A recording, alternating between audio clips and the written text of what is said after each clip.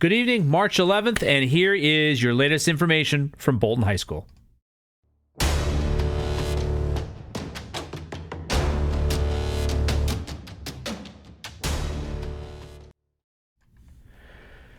Thank you for joining us. March 11th update. Please like and subscribe. We have a lot of important information as we get ready to welcome back more students next week. So what we're going to talk about tonight is the return of all students. That's next Monday, March 15th. We have some very important upcoming schedule items, and we want to make sure that you're paying attention to everything that's in your email tonight.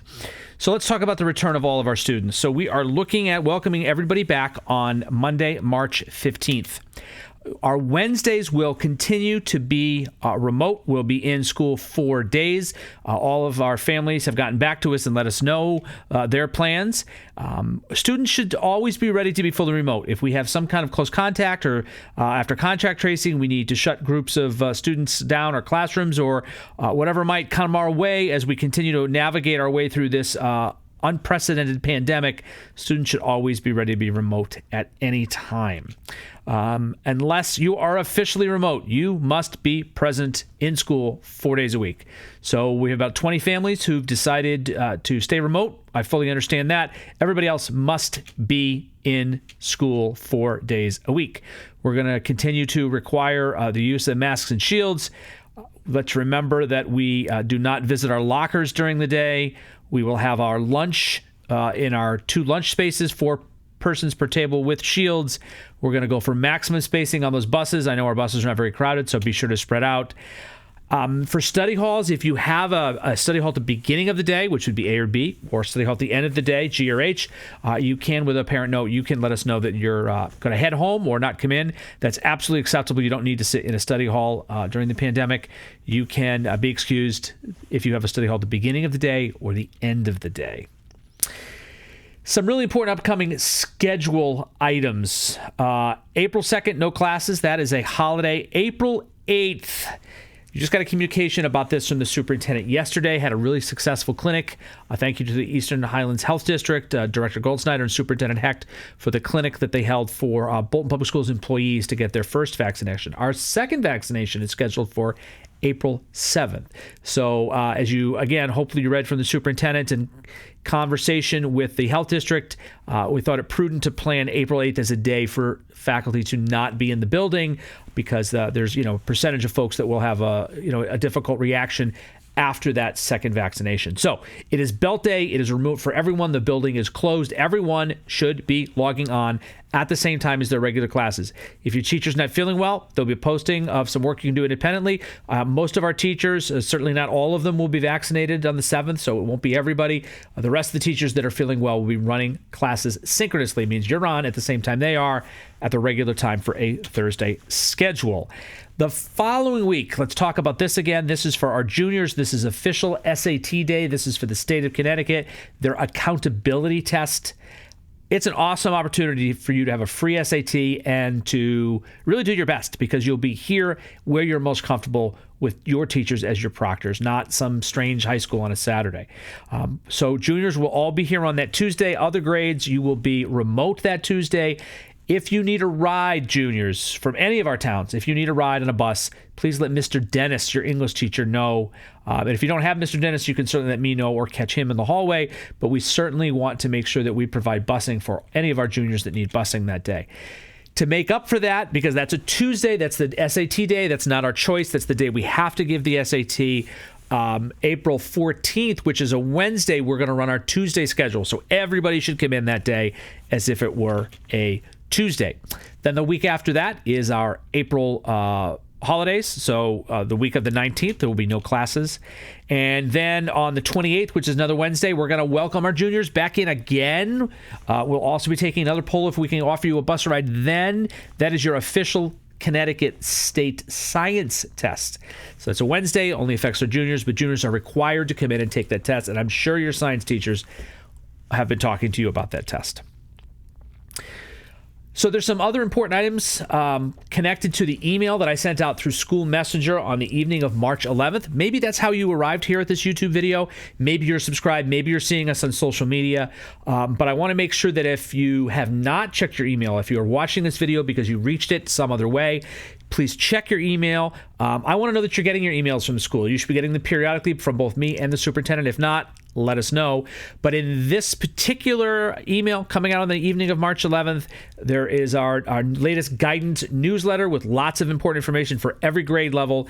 Our choir, under the direction of Mr. Dan Ayer, did a virtual presentation of a song. It's absolutely beautiful.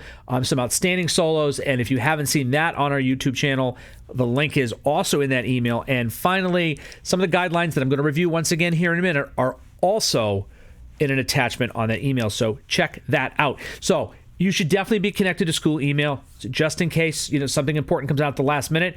But you can also reach us at Bolton High CT is our hashtag for Twitter or Facebook or Instagram. You don't need to subscribe to multiple of those if you don't want to. What I tend to do when I push out something to social media is I post it on Instagram and it gets repeated to both Twitter and Facebook. So pick whichever platform you like and you'll get all sorts of important information. So most importantly, I want to review, we're coming back March 15th. We're so eager to welcome back many more of our students on Monday, March 15th. Our faculty is ready. We have added desks. We have added tables in the cafeteria. We've done all of that kind of stuff. But let's talk about some really important information that you need to remember. So I'm going to be very direct with some of this. So you are in school Monday, Tuesday, Thursday, and Friday. We're going to stay remote on Wednesdays. You need to be in the building on time. School starts at 7:32, and we're out at 2:16. Now, families that have notified me officially that you're staying remote, you will learn 5 days a week from home. And our faculty is ready for that. So if you've submitted your name, you're on the list, faculty know to engage with you over a Google Meet during class time. So that's why it was so important that we connect with all of our families and understand everybody's individual learning plan. You are not permitted to decide on a particular day to just be remote that day. That is not acceptable. If you're not officially on the remote list with my communication from parents, then you are not a remote learner and you may not learn remotely. You have to come to school. That's what's changed. That's a big change. I understand that. You need to do that. If there's an emergency or some kind of real, big extenuating circumstances and you need to be remote on a particular day, by 8 p.m. the night before, we need an email or a phone call from the mom and dad or your guardian. And we need you as the students, and I'm speaking to students as well as parents here, you need to email every single one of your teachers and let them know the circumstances and why you're requesting to be remote that day. It's got to be 8 o'clock the night before. Let's face it, teachers aren't even necessarily going to turn on their cameras if all of their students are present, if all of them are signed up to be in class, if none of them have been notified by me that families have chosen to be remote. Teachers aren't planning on engaging you remotely, which means if you're home and planning remote, and you haven't notified us, and we haven't gotten approval for that, there won't be a Google Meet, you won't be engaged, and it will be an unexcused absence. So you really need to take care of business. On the off chance that there's a last-minute morning emergency, certainly reach out and call Ms. Johnson or myself here at the school, 643-2768. Give us a call anytime after 7 a.m., and we can grant you last-minute emergency permission, and we'll notify your teachers. That's not a problem. But for the most part, unless you've signed up to be one of our few remote students, if you haven't done that, you need to be in school Monday, Tuesdays, Thursdays, and Friday, 7:32 to 2:16. That is the expectation. And if you're not here, you're absent. Also, I need you to do your best to have your Chromebook or your laptop, whatever device you're using, fully charged. We will have limited ability to charge. And it's worked out so far this year, but the reason I mention this is with more students joining us, more students coming back, charging is going to be a little bit trickier to accomplish. So just as kind of a reminder, everybody should be charging that Chromebook. Make sure that you're showing up fully charged every single morning. Let's keep in mind all of our safety protocols we've had in the past. They are not changing with everybody coming back. We're going to keep them all in place. So passing time is 2 minutes. You go from one room to the other. You don't stop at your locker. You don't talk to your friends. You don't use the lavatory. That is not permitted during passing time. You should be zipping through the halls, getting to your next class. If you need to use the lavatory or those other kinds of things, you discuss that with your classroom teachers. Please do not arrive at the schools prior to 7:20 a.m. The building is not staffed. It's not supervised. The doors are not open. So you need to arrive after 7:20, and you need to leave promptly at 1:35. Again, in the pandemic, we're really discouraging the hanging around, the congregating after school. If you are an athletic team, we'll make arrangements for you to be supervised in the commons from 1:35 till 2:30 or 2:45, whatever time your coach arrives. So we'll certainly take care of that for our athletes. All of our clubs will remain remote at this point in time. We may revisit that later in the year and bring students back in the building for clubs, but at this point in time, they are all virtual. Remember, when you come in the morning, do not hang out at your locker. Do not chit-chat with your friends. Get right to your first period class. There's an extra minute or two in there. Check in with your teacher, and they can let you run to your locker to drop your stuff off. Remember, you're not going to your locker during the day except for your lunch bag, your backpack, all other bags, all must stay in the locker. And that's a rule that predates the pandemic. So just to be clear on that, don't anticipate going to your locker during the day. And certainly when you come in the morning, get right into the classrooms. Because again, social distancing can happen in our classrooms. You can't be hanging out in the hallway talking with each other in the pandemic. So you have only 4 classes per day. So you should plan on carrying everything with you for those 4 periods. Textbooks are still at home. You're not carrying those. So you're carrying a notebook and some kind of electronic device. So you should be able to manage that throughout the day without visiting your locker at all. And remember, you still need a pen and a notebook in all of your classes, right? Because there's opportunities that you might actually have to write the old way as well as using your digital device. As I said, backpacks and bags must remain in their lockers. If you need to swing by your locker to grab your lunch, that's acceptable, but that's the only time. But again, no congregating in the halls, no chatting with your friends. The mask that you must wear, you need to cover your nose and your mouth all day. If we're asking students repeatedly to adjust their mask to be appropriate, we're going to have to ask those students to head home. That's not going to be acceptable in the building. And obviously during lunch and official mask breaks, the weather's turning nice. I know our staff this week started taking students back outside for mask breaks. That was a very welcome sight for me. And again, we will have folks spread out with shields and only 4 persons per table. And once you choose your table on the beginning of next week, you're going to have to remain at that table for the rest of the semester.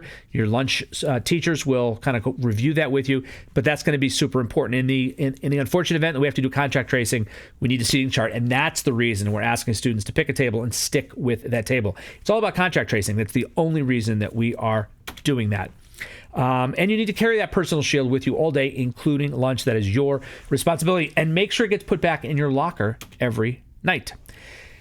If you need help with anything, certainly start by emailing your teachers. Power school issues, please check in with guidance. Chromebook problems, come by the main office. Thank you to Mr. Gilmore, Mr. Murphy, who continue on top of their substitute duties to help keep our Chromebook program rolling along. Certainly if parents or students have any questions about anything that's in this video, I strongly encourage you to email me or call me. I would be happy to chat with you about anything, really. And there's my email address, along with Dean Christine Johnson. She's also loves to talk with families. So again, any questions about the return to school Monday, any questions about any of the guidelines that I presented tonight, please drop us a line. In the meantime, stay safe. We'll see you soon.